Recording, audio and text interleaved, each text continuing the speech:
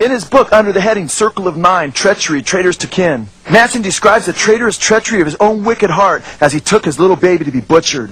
The heading Circle of Nine, Traitors to Kin is a reference to the lowest place in hell in Dante's Inferno. This place was said to be reserved for the most wicked and traitorous of betrayers, like the apostate apostle, Judas Iscariot, who betrayed Christ. In his book, Marilyn Manson describes how he was a traitor to his own kin as he took his girlfriend Missy to an abortion clinic and afterwards confessed, quote, "I sat in the women's clinic waiting room imagining what was going on just 3 rooms away as the doctors put a rod up into Missy's cervix, causing it to dilate before tearing out the brain of our child with a pair of forceps." He went on to say Missy had been scared about this abortion. She was well into her 2nd trimester. At the same time, he said, I could not keep a twisted, degenerated thought from crossing my mind. I wondered if she could talk to the doctor about keeping the aborted fetus. Sadly, many Satanists view abortion as a legal way to sacrifice their children to Satan. The picture you see before you is a photograph of a surgeon operating on his little patient still in the womb. This child is 21 weeks old, about the same age as Marilyn Manson's when he had it murdered. Incredibly, during the surgery, this little baby grasped onto the hand of the surgeon, who successfully saved it from spinal bifida. Incredibly, it is legal in America to murder this little baby even 3 months after this surgery. Sadly, of the 1 million teenage pregnancies each year, 3 out of 10 of these babies will be murdered. Nearly 1/3 of the children being conceived today, that's an amazing 30.5, will be killed in the abortion holocaust. An incredible 20% of girls will abort their babies while teenagers, and 43% of them will abort 1 or more of their children as teenagers or as adults. More young ladies will abort their little children than will earn college degrees. Incredibly, it's illegal for a school nurse to give a child an aspirin without permission, but legal for the same school nurse to take a child to murder her baby without parental knowledge or permission.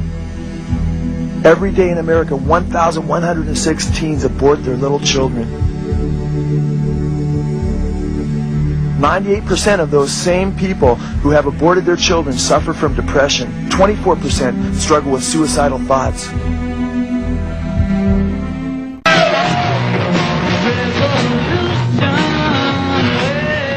We have already noted that John Lennon summed up the Beatle revolution when he quoted Lester Crowley and said that the whole Beatle idea was, quote, "Do what thou wilt." The Beatles brought this message through the music to the masses and they gobbled it up.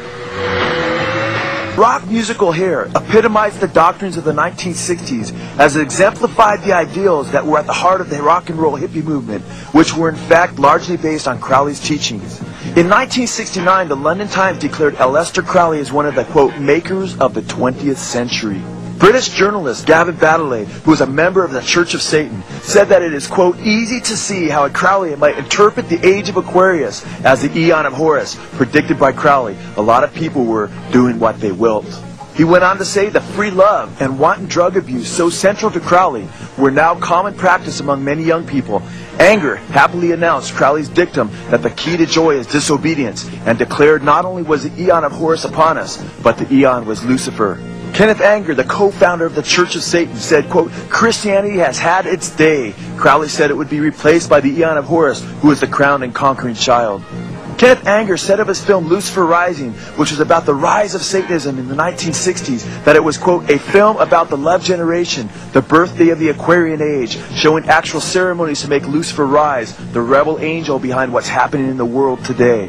Indeed, even as Aleister Crowley had taught that the new age of Antichrist would dawn when Horus was aligned with Mars, Aquarius, the song from the rock musical Hair, declared that the new age had begun in the 1960s as Jupiter had aligned with Mars. When the moon is in the 7th house and Jupiter aligns with Mars, then peace will guide the planet.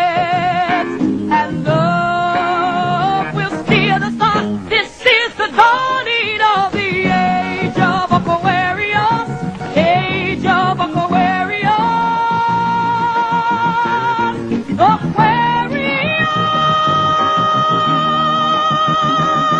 Aquarius. In the 1960s, the Rolling Stones and their entourage made major steps in advancing Crowley's satanic revolution. They worked with the Beatles and one of Crowley's most rabid disciples, Kenneth Anger, to promote Crowley's new age of Antichrist. Incredibly, Mick Jagger of the Rolling Stones did the sound for Kenneth Anger's movie Invocation of My Demon Brother, promoting Aleister Crowley's Satanism. Kenneth Anger described the film as, quote, the shadowing forth of the Lord Lucifer as the powers gather at a midnight mass.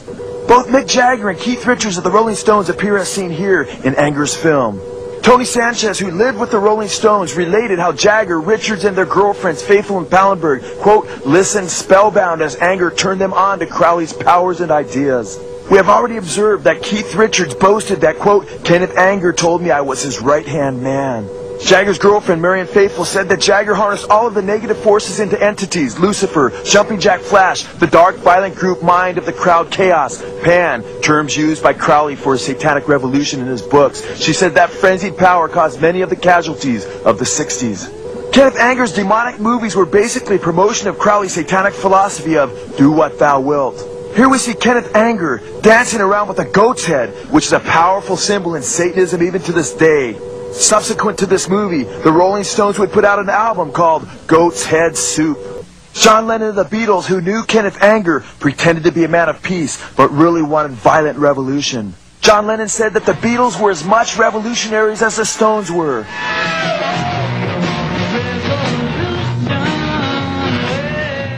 The Rolling Stones and the Beatles promoted Crowley's satanic revolution with their albums, Their Satanic Majesty's Request and Sgt. Pepper's Lonely Hearts Club Band. With Their Satanic Majesty's Request, the Stones employed the same name for Satan as did Anger's film, Lucifer Rising. On the front cover of the album, Mick Jagger is seen dressed like a warlock. And at the top of the album, Their Satanic Majesty's Request, we see the alignment of planets supposedly heralding the Crowleyan Satanic Age. Brian Jones of the Rolling Stones said at this time, quote, I believe we're moving toward a new age in ideas and events. Astrologically, we are at the end of the age called the Pisces Age, of the beginning of which people like Christ were born. We're soon to begin the age of Aquarius, in which events as important as those at the beginning of Pisces are likely to occur. There is a young revolution in thought and manner about to take place.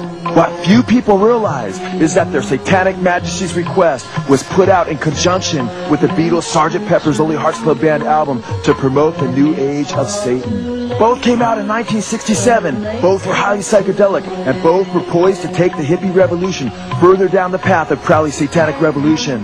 Both albums are also heavily adorned with Eastern mystical symbols and drugs. Both the Beatles and the Rolling Stones are wearing uniforms, and both are pictured with deadpan looks upon their faces. Notice on the front cover of the Beatles' Sgt. Pepper's is the statement, Welcome the Rolling Stones.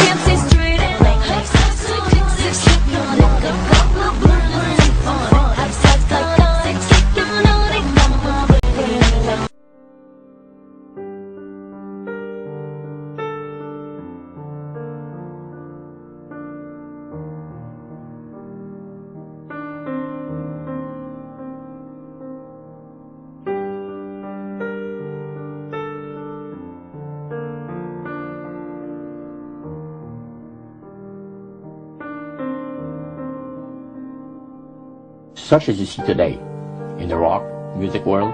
You see the entertainers, they have these crosses. Ladies got earrings, crosses. The guys got the cross. This is a form of blasphemy, a form of deriding Christ. You see, spirits cause the people to do that, to find pleasure in wearing this type of emblem, which is the cross is the emblem of the crucifixion of Christ to the Christians. And you take, for instance, like Loretta Lynn. She says on national television, and I have the data on it, that I heard it myself. She said that she was made successful in her singing career by a dear friend of hers that was the same age as she, and died when she was 18 years of age. And Loretta was trying to get into the singing world, you know, but she says, I had no success at all. Until one night I was sitting in bed reading a book. And she says, who walks right through the wall with my friend? The spirit of my friend. And she says, Loretta, I'm going to make you a very famous person in singing Western country music. And I will be with you all the time. Trust me. And she says, she had a big concert once, and she was coming down with this bad cold. And she thought that her voice was going to give. She talked to her spirit and felt that she was going to be helped. And she got on the stage and she started to sing, and right in the middle of where she really needed the power, no power at all. And her spirit friend tapped her on the shoulder and started to sing for her. She said her voice went through me, the power.